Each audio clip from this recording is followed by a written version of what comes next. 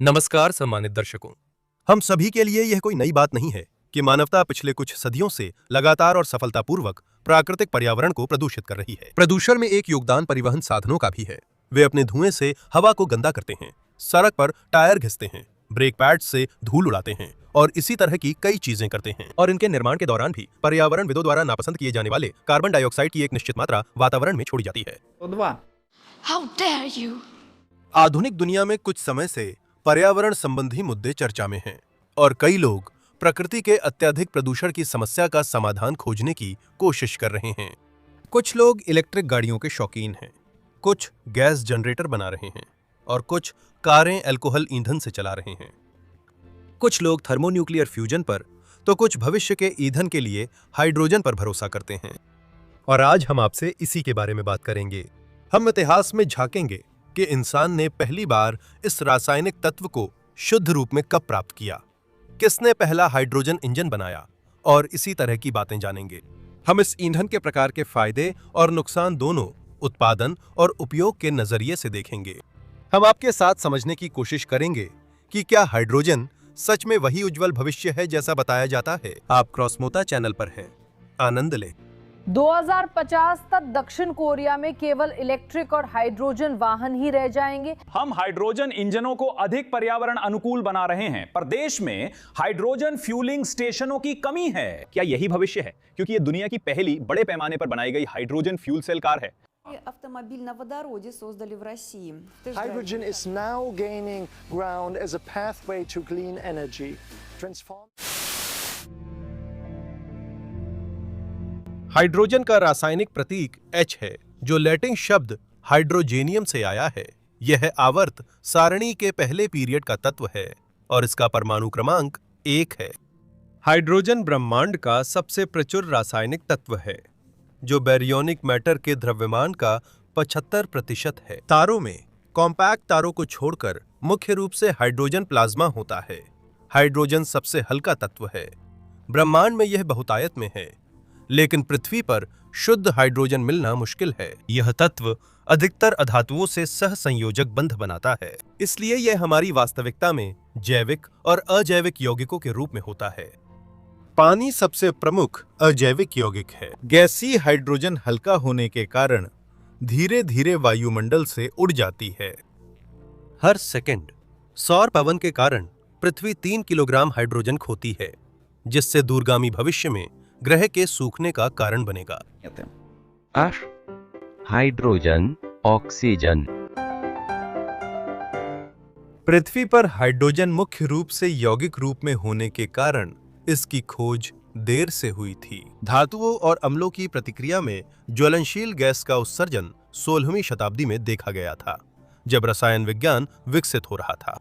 1766 में अंग्रेज वैज्ञानिक हेनरी कैवेंडिश ने जिंक और हाइड्रोक्लोरिक एसिड की प्रतिक्रिया से बनी ज्वलनशील गैस का अध्ययन किया। कैवेंडिश ने इसे ज्वलनशील वायु कहा। गैस के जलने से पानी बना, लेकिन हेनरी ने सही निष्कर्ष नहीं निकाला और नहीं समझ पाए कि उन्होंने नया पदार्थ खोजा है। फ्रांसीसी रसायनज्ञ एंटुआन लावुआजिए ने 1783 में इंजीनियर जीन मिनियो और विशेष गैसोमीटर की मदद से पानी का संश्लेषण किया और बाद में गर्म लोहे की मदद से जल वाष्प का विघटन करके उसका विश्लेषण भी किया। इस प्रकार वैज्ञानिक सही निष्कर्षों पर पहुंच सके।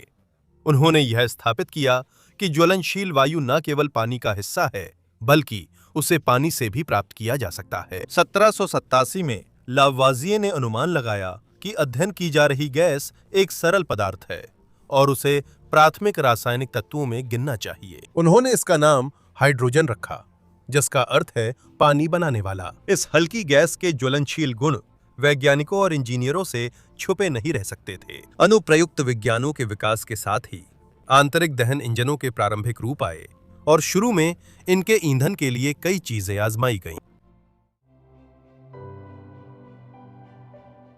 हाइड्रोजन को लंबे समय से संभावनाशील ईंधन माना जाता है, क्योंकि इसका दहन असरदार है और सिर्फ जल वाष्प बनती है।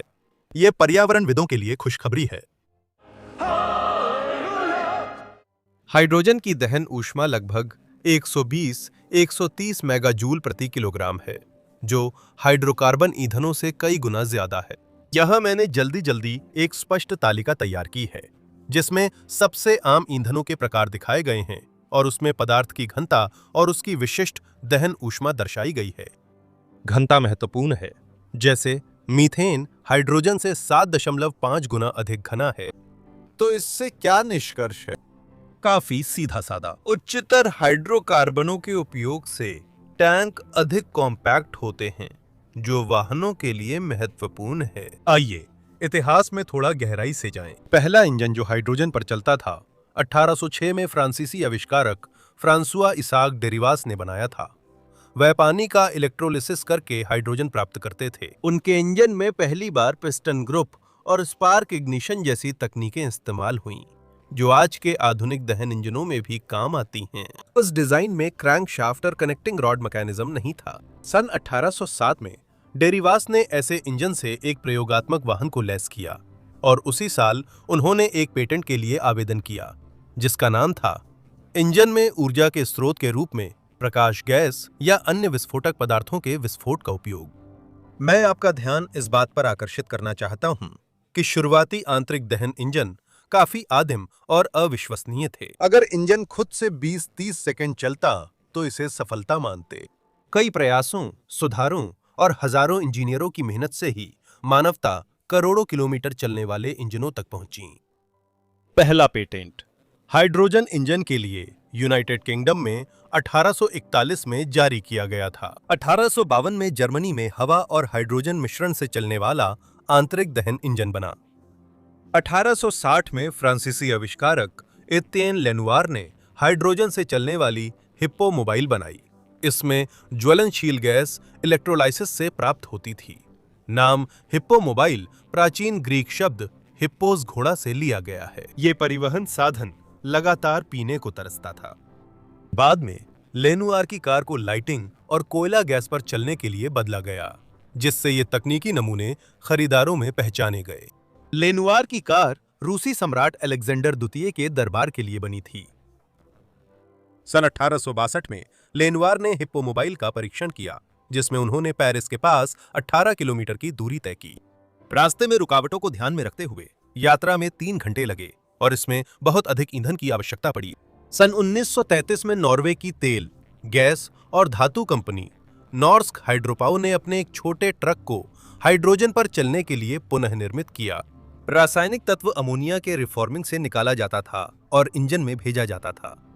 लेनिनग्राद की घेराबंदी में लगभग 600 एरोस्टैट्स वायु हाइड्रोजन मिश्रण पर चले। सैन्य तकनीशियन बोरिस शेलिश ने पेट्रोल की कमी दूर करने के लिए यह समाधान प्रस्तावित किया था, क्योंकि 1941 की शरद ऋतु तक पेट्रोल पहले ही दुर्लभ हो चुका था। उन्होंने लगभग 200 गाजे ट्रकों और शहर की सभी विंचों को हाइड्रोजन पर चलाने के लिए पुनः सज्जित किया। 1942 में शेलिश को अपनी तकनीक मास्को की वायु रक्षा इकाइयों में लागू करने के लिए भेजा गया। 1941 की सर्दियों में जूनियर मिलिट्री टेक्नीशियन को उनके दिए गए तर्कसंगत सुधार प्रस्ताव के लिए रेड स्टार ऑर्डर से सम्मानित किया गया। अब तक हमने जो कहा वह आंतरिक दहन इंजन के सिलेंडरों में हाइड्रोजन के जलने पर आधारित था। ऊर्जा प्राप्त करने का एक तरीका हाइड्रोजन फ्यूल सेल भी है, जो हाइड्रोजन के ऑक्सीकरण से रासायनिक ऊर्जा को बिना जलाए सीधे विद्युत धारा में बदलते हैं। ऐसे उपकरण से भी पानी ही निकलेगा। आप जानकर हैरान होंगे कि फ्यूल सेल कब आविष्कार हुआ था। ये 1839 में ही बन गया था। ठीक उसी समय वेल्स के आविष्कारक सर विलियम रॉबर्ट ग्रोव ने ग्रोव सेल का विकास किया था। विलियम ने इलेक्ट्रिक बैटरियों पर प्रयोग करते हुए देखा कि प्लैटिनम प्लेटों को हाइड्रोजन और ऑक्सीजन मिश्रण में डुबोने पर विभवांतर बनता है। 1920 के दशक में फ्यूल सेल्स पर शोध के कारण ठोस ऑक्साइड ईंधन सेल का विकास हुआ, जिससे दक्षता और आउटपुट पावर इतने बढ़े कि ये व्यावहारिक उपयोग के लिए उपयुक्त हो सके। रासायनिक अभिक्रियाओं के माध्यम से विद्युत ऊर्जा प्राप्त करने की खोज में अमेरिकी कंपनी एलिस चैल्मर्स, जो विभिन्न क्षेत्रों के लिए मशीनों के निर्माण में लगी थी, निर्माण, कृषि, संसाधनों का खनन और प्रसंस्करण, साथ ही विद्युत उत्पादन और संचरण। 1951 में एलिस चैल्मर्स ने हाइड्रोजन फ्यूल सेल्स पर शोध शुरू किया। 15 अक्टूबर 1959 को एसी रिसर्च डिवीजन के इंजीनियरों ने हाइड्रोजन फ्यूल सेल्स पर चलने वाले ट्रैक्टर को पेश किया। इस फ्यूल सेल ट्रैक्टर ने 2 फाल वाले हल से ल्यूसर्न के खेत की जुताई की। यह एक अद्भुत दृश्य था। सब कुछ बिना इंजन के, शोर और बिना धुएं के बादल के हो रहा था। ट्रैक्टर में 18 से फ्यूल सेल लगाए गए थे, जिन्हें 112 ब्लॉकों में जोड़ा गया था। हर ब्लॉक में 9 सेल थे जो 4 यूनिट्स में लगे थे। ये fuel cells standard Allis Chalmers DC motor को 20 हॉर्स पावर की ताकत देने के लिए ऊर्जा पैदा कर रहे थे। व्यावसायिक उत्पादन के लिए यह ट्रैक्टर बहुत महंगा था, लेकिन इसने कंपनी को एक नई ऊंचाई पर पहुंचाने के लिए एक कदम का काम किया। एलिस चल्मर्स ने अंतरिक्ष कार्यक्रम के लिए फ्यूल सेल्स विकसित किए और अमेरिकी सेना ने भी कुछ प्रयोगात्मक फ्यूल सेल उपकरणों के लिए अनुबंध किया। 70 के दशक में कंपनी ने फंड की कमी से विभाग बंद कर इसे टेलीडाइन कॉरपोरेशन को बेच दिया।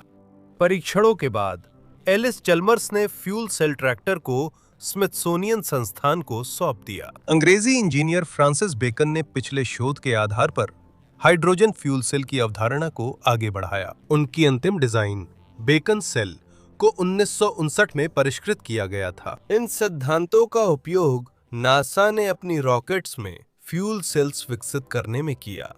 अंतरिक्ष में हाइड्रोजन फ्यूल सेल्स की खासियत थी कि वे बिजली के साथ पानी भी बनाते थे, जिससे अंतरिक्ष यात्री पीते थे। दिलचस्प है, क्या वीडियो के नीचे ऐसे कमेंट करने वाले लोग मिलेंगे जो मानते हैं कि इंसान कभी अंतरिक्ष में नहीं गया? नासा की भागीदारी से हाइड्रोजन फ्यूल सेल्स व्यावसायिक रूप से सक्षम संसाधन बने।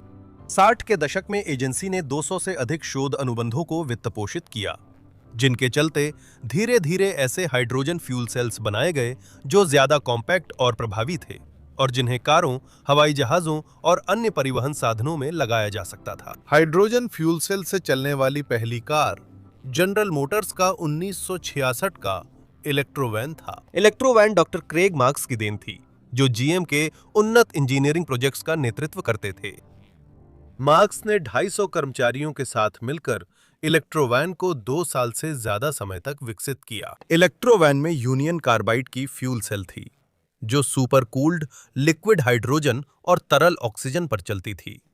आज की फ्यूल सेल्स वातावरण से ली गई कम शुद्ध ऑक्सीजन उपयोग करती हैं। इलेक्ट्रोवैन में हाइड्रोजन के लिए एक बड़ा टैंक और ऑक्सीजन के लिए एक टैंक था। गाड़ी में लगभग 168 मीटर पाइपलाइन बिछी हुई थी और असल में 6 सीटों वाला वैन इतना ज्यादा उपकरणों से भरा हुआ था कि उसमें मुश्किल से 2 लोग ही बैठ सकते थे। वैन एक बार फ्यूल भरने पर 193 किलोमीटर तक चल सकती थी। इसे टेक्नोलॉजी डेमोन्स्ट्रेटर के रूप में एक यूनिट बनाकर केवल सुरक्षा कारणों से फैक्ट्री परिसर में ही चलाया गया था। जीएम की योजना थी कि इसी तरह की यूनिट लगाकर एक छोटी सी सीरीज इलेक्ट्रोवियर नाम से लॉन्च की जाए, लेकिन यह यूनिट बहुत बड़ी थी। इलेक्ट्रोवैन के प्रोटोटाइप में कई बार हाइड्रोजन ऑक्सीजन रीसे और एक बार हाइड्रोजन टैंक फट गया।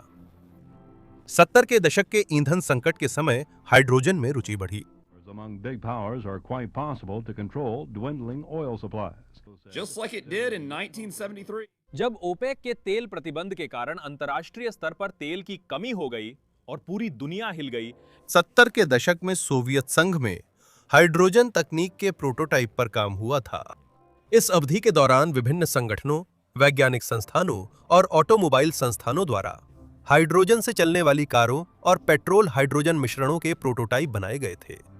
इनमें झिगुली, मॉस्कविच 412, वोल्गा 24, गाज 69, माइक्रोबस राव और उआज, साथ ही मालवाहक जिल 130 शामिल थे। इन प्रोटोटाइप्स में से कुछ के बारे में मैं थोड़ा विस्तार से बताऊंगा। 1976 में यूक्रेनी एसएसआर विज्ञान अकादमी के मशीन निर्माण संस्थान के विशेषज्ञों ने खार्किव में हाइड्रोजन से चलने वाली मॉस्कविच 412 प्रयोगात्मक कार बनाई। सामान्य पेट्रोल टैंक के साथ सोवियत सेडान में उत्प्रेरक तत्वों वाला मिनी रिएक्टर भी था।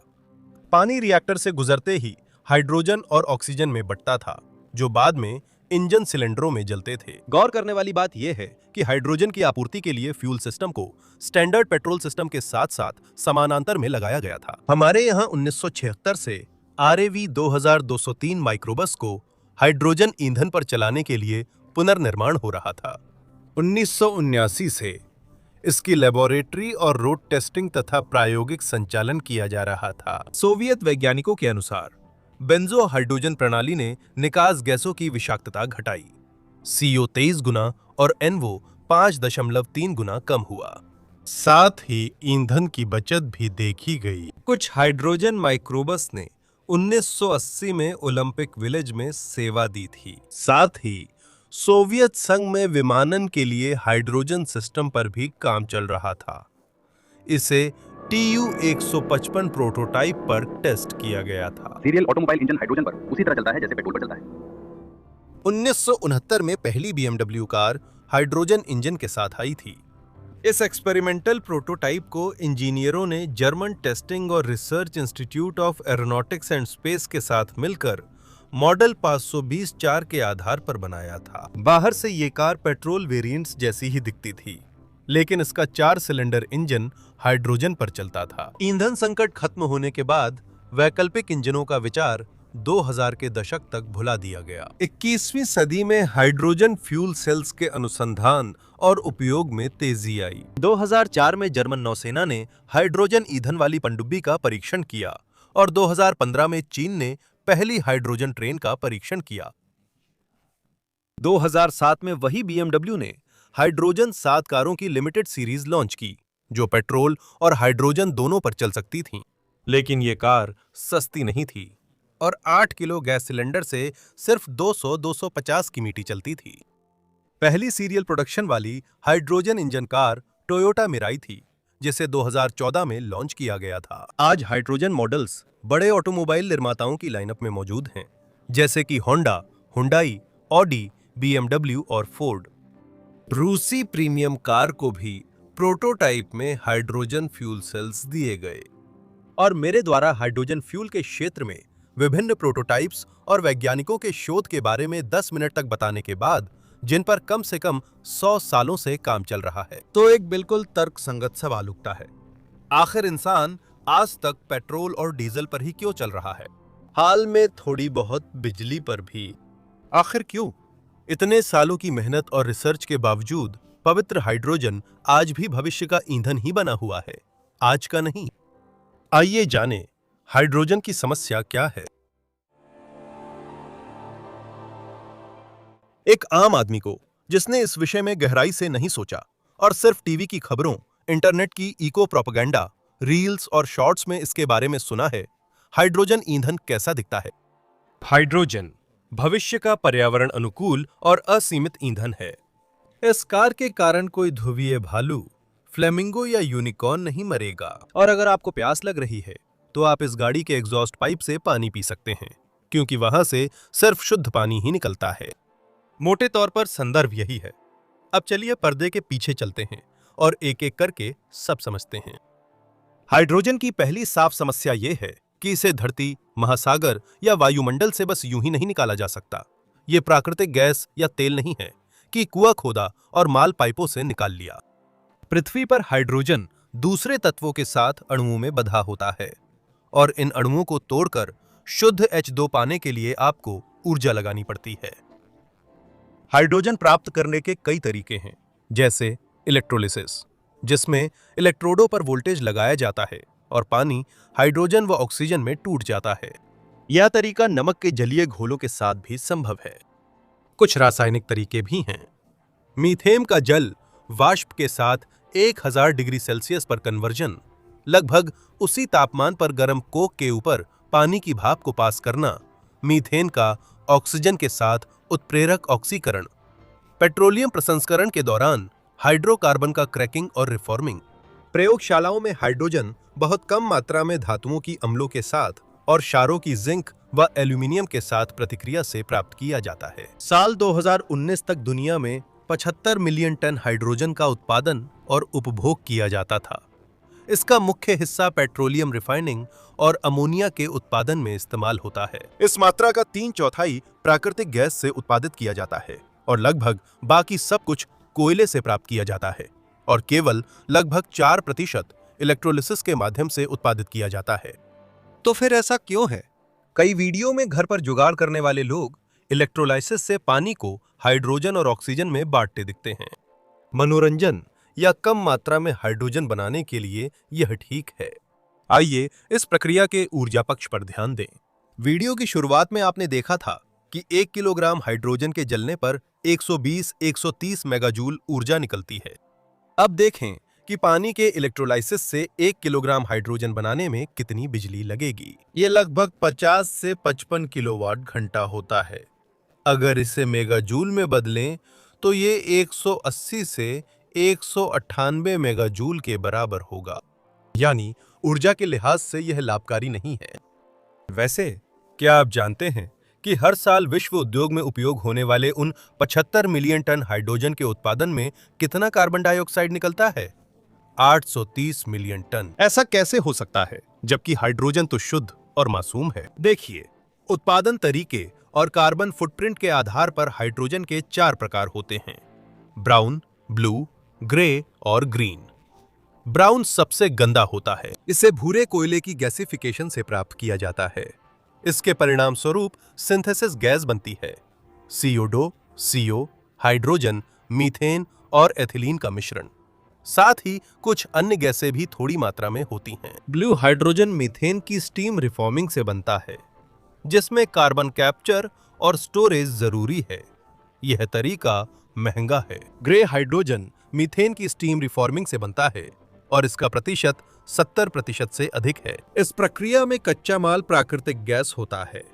सबसे शुद्ध ग्रीन हाइड्रोजन इलेक्ट्रोलिसिस से बनता है, इस शर्त पर कि बिजली नवीकरणीय ऊर्जा स्रोतों से आती है, जैसे पवन, सौर और जल विद्युत, और CO2 का उत्सर्जन नहीं होता। हालांकि इन संयंत्रों के निर्माण और स्थापना के दौरान होने वाले उत्सर्जन को नहीं गिना जाता। विभिन्न उत्पादन विधियां तैयार उत्पाद की लागत को अलग अलग बनाती हैं। सबसे आम तरीके में ग्रे हाइड्रोजन बनता है। 1 किलोग्राम H2 की लागत 1.5 से 3 अमेरिकी डॉलर तक होती है, जबकि महंगे तरीकों में इसकी कीमत $10 प्रति किलोग्राम तक पहुंच सकती है। सफेद हाइड्रोजन एक प्रकार का हाइड्रोजन है जो प्राकृतिक भूवैज्ञानिक प्रक्रियाओं से बनता है। इसे पहली बार 1979 में माली की खदानों में पाया गया था। वैज्ञानिक और इंजीनियर अब ऐसे प्राकृतिक हाइड्रोजन का दोहन करने की संभावना पर विचार कर रहे हैं। हालांकि चूंकि यह गैस बेहद उड़नशील है, इसलिए यह काम आसान नहीं होगा। प्राप्ति समझ ली, अब भंडारण और परिवहन की बात करते हैं। याद रहे, हाइड्रोजन बहुत हल्का है, तो तरल अवस्था में जब तापमान -253 डिग्री सेल्सियस से कम होता है, इसकी घनता 71 किलोग्राम प्रति घन मीटर होती है। मिलती मात्रा में पानी का वजन 1000 किलोग्राम होता है। तरल हाइड्रोजन को संग्रहित करने में अनिवार्य और काफी मात्रा में नुकसान होता है, क्योंकि यह वाष्पित हो जाता है। 50 घन मीटर तक के टैंक में रोजाना लगभग ½ तक। बड़े टैंकों में इस पदार्थ की हानि कम होती है। तरल हाइड्रोजन संग्रहित करने के लिए टैंक के तापमान की कड़ी निगरानी और ज्यादा ऊर्जा लगती है। वास्तविक संयंत्रों में तरल हाइड्रोजन प्राप्त करने के लिए ऊर्जा की खपत उसके ऊष्मीय मान का 30 से 50% तक होती है, इसलिए यह तरीका महंगा है। हाइड्रोजन को गैस रूप में स्टोर करने पर उसे मीथेन से ज्यादा दबाव में संपीड़ित करना होता है, और फिर से कम घनत्व के कारण कार में फ्यूल टैंक के वॉल्यूम पर ज्यादा छूट नहीं मिलती, लेकिन एक बार फ्यूल भरवाने पर तय दूरी चलनी होती है। इसी कारण आधुनिक हाइड्रोजन कारों में सिलेंडर का दबाव करीब 700 एटमॉस्फेयर होता है। ऐसी स्थिति में 1 घन मीटर में 39 किलोग्राम हाइड्रोजन स्टोर हो सकता है, लेकिन सिलेंडर की मजबूती की मांग भी बहुत अधिक होती है। हाइड्रोजन स्टोर करने का तीसरा तरीका मेटल हाइड्राइड्स है। अभी जल्दी से आसान भाषा में समझाता हूं कि यह कैसे काम करता है। H, 2 अणु का आकार 1.02 गुणा 10 की घात -10 मीटर होता है। हाइड्रोजन परमाणु का आकार, यानी एक प्रोटॉन और एक इलेक्ट्रॉन जो कहीं घूम रहा है, 0.5229 गुणा 10 की घात -10 मीटर है, और खुद प्रोटॉन का आकार 2.5 गुणा 10 की घात -13 मीटर है। यानी एक प्रोटॉन परमाणु का नाभिक पूरे परमाणु से 211 गुना छोटा होता है। हाइड्रोजन का रोचक गुण है कि कुछ धातुओं व मिश्र धातुओं के संपर्क में वह इलेक्ट्रॉन खोकर शुद्ध प्रोटॉन बन जाता है, जो क्रिस्टलीय जाल में समा जाते हैं। उनमें कई प्रोटॉन्स भरे जा सकते हैं। यह प्रतिवर्ती प्रतिक्रिया मेटल हाइड्राइड स्टोरेज में लोडिंग अनलोडिंग के चक्रों को संभव बनाती है। इस तरीके से पैकिंग की घनता 1 घन मीटर में 150 किलोग्राम तक पहुंच सकती है। लेकिन हाइड्रोजन की ऊष्मा क्षमता की 30-40% ऊर्जा खपत होती है। और भी विकल्प हैं, जैसे कि एब्जॉर्बेंट्स, ऑर्गेनिक कैरियर्स वगैरह। ध्यान रखें कि हर तरीके में ऊर्जा खर्च होती है। हाइड्रोजन को लिक्विफाई और उच्च दबाव में कंप्रेस करना पड़ता है, मेटल में डालकर निकालना होता है। अभी तक ट्रांसपोर्ट वाहन में हाइड्रोजन स्टोर करने का सबसे कारगर तरीका 700 एटमॉस्फेयर दबाव वाले सिलेंडर में भरना ही है। नुकसान सिर्फ करीब 10% है और इस क्षेत्र में कोई जादुई क्रांतिकारी बदलाव नजर नहीं आ रहा है। हाइड्रोजन का परिवहन भी एक मुश्किल काम है और समस्या खुद हाइड्रोजन में ही है। ये सबसे सरल तत्व है और सबसे छोटा भी। ये वहां से भी रिस सकता है जहां से मीथेन या अमोनिया कभी नहीं रिसेंगे। इससे आग का खतरा बढ़ जाता है और साफ दिन में हाइड्रोजन की लौ कम दिखती है। ब्रह्मांड के सबसे आम तत्व की इन विशेषताओं के कारण हाइड्रोजन पाइपलाइनों और टैंकों के लिए सीलिंग और सामग्री की गुणवत्ता को लेकर बहुत ज्यादा सख्त मानक होते हैं। आज ज्यादातर हाइड्रोजन वहीं बनता है जहां उसका उपयोग होता है, जैसे पेट्रोकेमिकल और अमोनिया कारखानों में। फिलहाल जर्मनी और बेल्जियम में सबसे लंबी पाइपलाइन है, जिसकी लंबाई केवल 400 किलोमीटर है। स्टील गैस पाइपलाइनों से हाइड्रोजन परिवहन पर शोध में पाया गया कि हाइड्रोजन की हानि प्राकृतिक गैस की तुलना में 3 से 3.5 गुना अधिक होती है। इसके अलावा पाइप के माध्यम से हाइड्रोजन पहुंचाने में उतनी ही ऊर्जा की मात्रा में प्राकृतिक गैस पहुंचाने की तुलना में 3 गुना अधिक ऊर्जा लगती है। बुनियादी ढांचे की बात करें तो दुनिया में अभी हाइड्रोजन भरने वाले स्टेशन बहुत कम हैं। संग्रहण, परिवहन, आग और विस्फोट के खतरे इन पर भी लागू होते हैं और लागत को प्रभावित करते हैं। बहुत महंगा इंफ्रास्ट्रक्चर बनाना, जिसकी वापसी निश्चित नहीं, सच में मुश्किल है। परिवहन और भंडारण की जटिलता के संदर्भ में हाइड्रोजन अर्थव्यवस्था के सभी सपने छोटे और विकेंद्रित हाइड्रोजन उत्पादन तंत्रों पर टिके हैं, जिससे केवल एक यथार्थवादी विकल्प बचता है, इलेक्ट्रोलिसिस। ऐसा उत्पादन केवल सक्षम संगठन करें जो सुरक्षा नियमों और श्रम सुरक्षा का पालन करें। हाइड्रोजन उत्पादन आम जनता को नहीं दिया जा सकता। मैं नहीं चाहूंगा कि मेरे पड़ोसी सोलर पैनलों से 600-700 वायुमंडल दबाव पर H2 बनाएं। ऐसे पड़ोसियों को तो भाड़ में जाने दो। और अंत में चलिए हाइड्रोजन से चलने वाली कारों की दक्षता पर भी नजर डालते हैं। जैसा कि आपने कहानी से समझा, हाइड्रोजन से ऊर्जा निकालने और उसे गति में बदलने के 2 तरीके हैं। पहले मामले में हमारे पास एक क्लासिक इंजन कार होती है, जिसमें हवा और हाइड्रोजन सिलेंडर में जलते हैं। लेकिन इसमें समस्याएं हैं।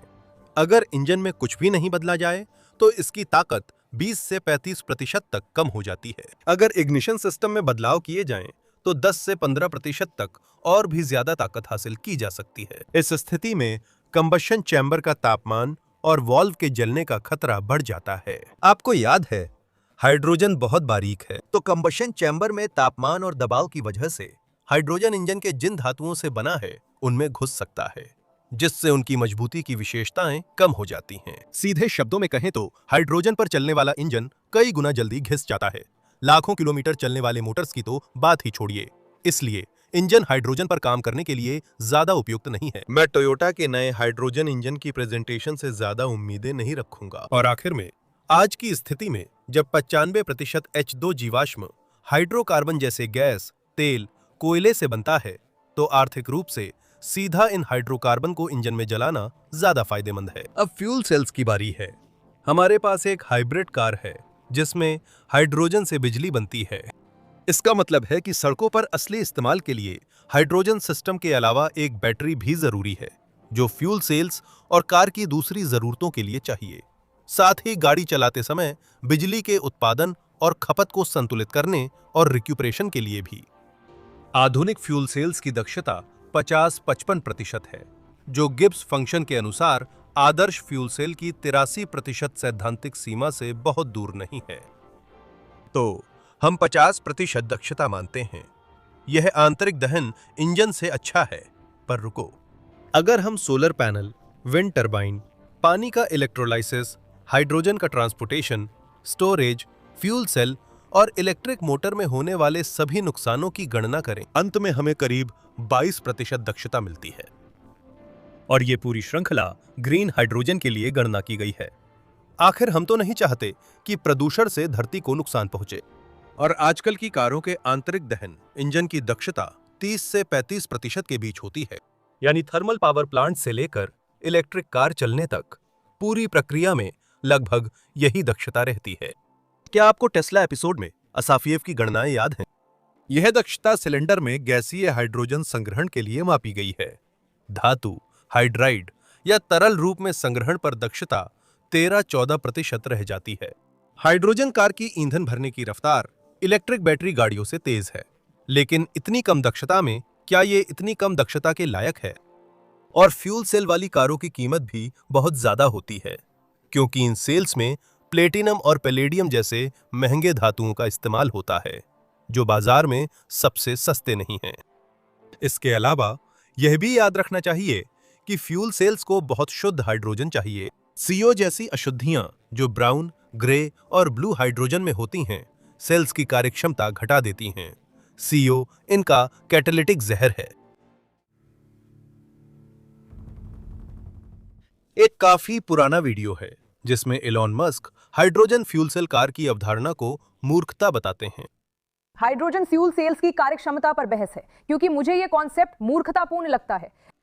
और हाँ, एक तरफ से देखें तो मस्क काफी बातें करने वाले इंसान हैं। उनके कुछ शब्दों से शेयरों की कीमत प्रभावित हो सकती है और उन्हें अपनी इलेक्ट्रिक टेस्ला कारों को बढ़ावा देना है। लेकिन दूसरी तरफ एलॉन कोई बेवकूफ लड़का नहीं है। वह चक्रवृद्धि ब्याज की गणना करना जानता है और यह भी जानता है कि दक्षता 1 से अधिक नहीं हो सकती। पिछले अध्याय में बताए गए आंकड़ों के बाद और जब मैंने खुद उनमें थोड़ा सा समझ लिया, तो यह साफ हो जाता है कि वो आदमी जो मंगल पर जाना चाहता है इतनी भी बेवकूफी की बातें नहीं करता। जो लोग उज्जवल हाइड्रोजन भविष्य से मोहित हैं, शायद अब मॉनिटर पर थूक रहे होंगे या गुस्से में कमेंट कर रहे होंगे। मैं भी आप सबसे प्यार करता हूं। तेल कंपनियों ने मुझे पैसे भेजे, कल गैसप्रोम ने सूटकेस दिया और परसों शेल वाले चाय पर मिले। अफसोस, काश ऐसा होता। आप जितना चाहें उतना कह सकते हैं कि अब विंड टरबाइन और सोलर पैनल लगा दिए जाएंगे, सारी ऊर्जा हरी हो जाएगी और सब कुछ ठीक हो जाएगा। और तब हर जगह हरा हाइड्रोजन होगा और वो सस्ता हो जाएगा और हाइड्रोजन से चलने वाली गाड़ियां ज्यादा आम और सस्ती बन जाएंगी और उनके लिए ईंधन भरने की इंफ्रास्ट्रक्चर भी अपने आप बन जाएगी। लेकिन इतनी बड़ी आर्थिक लागत के कारण यहां तक कि आदर्श परिस्थितियों में भी बिना संकट, युद्ध या आपदा के ऐसे बदलाव में कम से कम 50 साल लगेंगे। सिद्धांततः सफेद हाइड्रोजन के भविष्य को कुछ राहत दे सकता है। कैंसस में 2025 में एक परीक्षण कुएं की ड्रिलिंग करने की योजना है। लाभदायक उत्पादन शुरू होगा या नहीं, समय बताएगा। मुझे लगता है ये आसान नहीं होगा। जैसा कि आप देख सकते हैं, शैतान अक्सर बारीकियों में छुपा होता है और ध्यान देने पर आसानी से दिख जाता है। हमारी तकनीक पहले ही भौतिक और रासायनिक सीमाओं से टकरा चुकी है। ये वही तकनीक है जिसका जिक्र करके राजनेता और लोक लुभावन नेता अपनी लोकप्रियता, रेटिंग और चुनावी अंक बढ़ाते हैं। वही तकनीक जिसकी आड़ में सूट बूट वाले लोग बजट का इस्तेमाल करते हैं। और पर्यावरण तो बस एक खूबसूरत पर्दा है। बस ऐसा ही कुछ है। संभव है उज्जवल ऊर्जा भविष्य आए, लेकिन यह साफ है कि वह ना तो कल आएगा न अगले 10 सालों में। कई लोग मानते हैं कि शापित तेल कंपनियां वैकल्पिक तकनीक विकसित नहीं होने देती। मेरे पास आपके लिए प्रतिवाद है। ऊर्जा व्यवसाय के बड़े दिग्गजों के पास ये सारी क्षमता है कि वे वैकल्पिक शोध, पेटेंट और वैज्ञानिकों को अपने संरक्षण में ले लें, ताकि बाद में वे किसी और गाय को दूह सकें। बस इतना ही।